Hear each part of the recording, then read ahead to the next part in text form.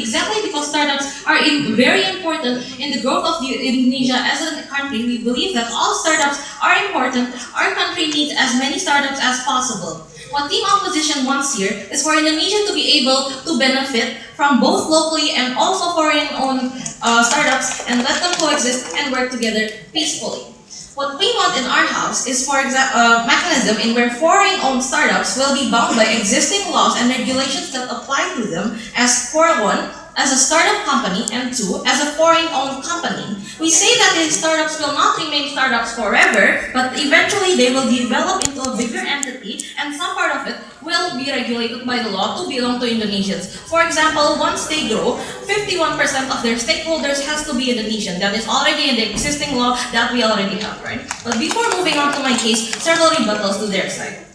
Team Government tried to bring up an argument about how there will be predatory pricing in the current status quo where these foreign startups will try to compete by setting their prices lower, right? But we say that there will be regulations forbidding them to do so. There will also be regulations that already exist in the current status quo that stop people from competing unfairly. And also, first of all, we say that these kind of predatory pricing will not happen forever, right? Because these kind of foreign companies are not only staying in that country for simply charity, but they will also have benefit. We can see how Gojek in the start, they have given us these free promos and so on, but eventually they started pricing up their price because they also need their profit. This is where the local companies can come in with their very low and cheap prices, right? But even if this predatory thing still happen, we believe that there is still benefits for these people because what they are selling is service to the people, it is goods for the people, and because they have characterized the foreign capitals as people who have the money to actually make things of good quality, we believe that this benefit will actually still reach the people, therefore it's still okay, right? But moving on to my arguments, I'm going to be bringing an argument about how the exact reason of our country's economy's development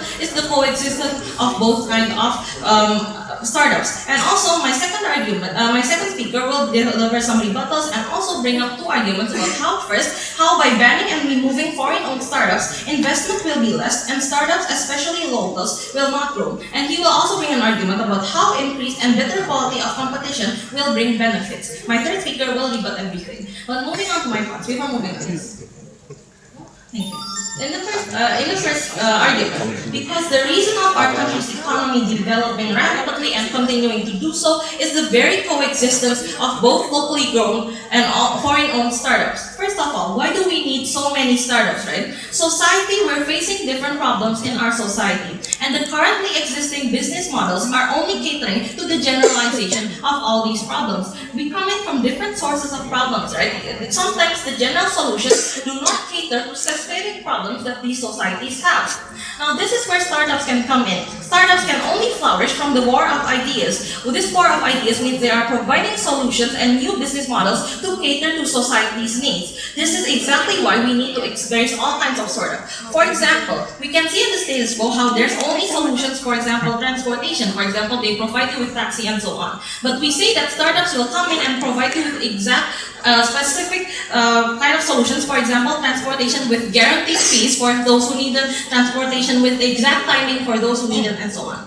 Moving on to my second layer about how production will be affordable and quality goods and services. We say that startups are new and bring good solutions to society, right? Because they're bringing these new ideas to society as a whole. But because they are new, they might lack the capital to do so. This causes the local companies to actually be forced to sell at a very not affordable price to still maintain their quality, right? Whereas foreign-owned startups constantly have injections of money and support coming from their investors, which means that they can actually sell these products at good solutions at a cheap price, which means that all these services will be provided to the people at the end. Yes. If we talk about services, we say that local can also provide it. For instance, Gojek in Jogja or Evo in Solo. It is also the transportation like Gojek that local is capable to provide.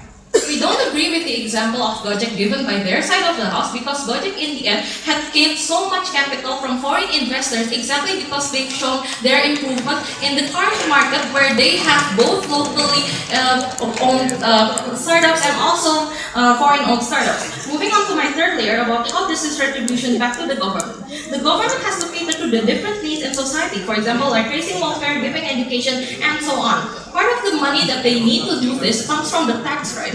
And getting rid of foreign-aid startups means that we're getting rid of one of the sources of the tax. What do I mean? For example, Mareeka. Mareeka is one of Indonesia's 6 top startup companies. They accumulate a total funding of 5 million, and because Indonesia taxes the 12% every year, we get $600,000 from them. This is enough to feed 821 Indonesian people for a whole year. You can see, and Indonesia has 2,000 startup companies in the status quo, and it would be such a shame to lose all of them simply because we think that it's time for us to protect these kind of things, right? And also, moving on to my next layer about how this will improve the quality of labor. Indonesia is currently competing in MBA, right? Which means that we're going to have to let down our barriers and let free labor movement happen. But for our people to be able to compete with these people with different backgrounds and different skills, we need to make sure we can educate them with it. Why do we have to opt to, for example, such hard options into going one by one when we can simply receive this kind of education from these foreign-owned companies? What do I mean? When we follow these foreign-owned companies, there will be training of the skills that they will receive. You will also give you the chance to access this information and so on. We say that these things are actually beneficial to actually helping rise up the quality of our labors we currently have right now for them to be able to compete then. Also, another layer about how we're going to help the people find new strategic markets that have not been explored. Indonesians currently have the tendency to be easily swayed by new business models that sound tempting but haven't been done for a long time and haven't been guaranteed that this business is sustainable. They jump into whatever the people call beneficial, right? Everyone jumps into that market thinking that they can compete and benefit in it on the same grounds. Now, when the foreign startups actually come into that certain ground, we bring in a new business model to solve that certain problem. We believe that the others will be reluctant to join it because they've already stated about how they have these advantages and so on, right? But what will they do? They will try to find other ways to gain money, right? They will find other ways to still do business. No, thank you. To still do business and so on, right? And to do the business they want them, they will have to try and find new markets that have not been explored by these foreign-owned companies and actually try being good at it. They will try to innovate more, they will try to make more new startups and find other solutions or make new startups that are actually beneficial. So I've already proven to you about, so in conclusion, what have I proven to you? First of all, I've proven to you about how we need lots of startups in the current status quo. Second, about how this will provide good quality goods for the people. Third of all, how this is retribution back to the government. Fourth of all, how this will improve the quality of the labor. And fifth of all, how this will also help the locally owned companies to also improve, right? And if you also think that, for example, for these people to actually be able to grow, for these people to be able to actually compete in a market that isn't too safe for them, that for they give them the time to explore these new markets that aren't provided in the status quo where you keep them under the dark, go for team up.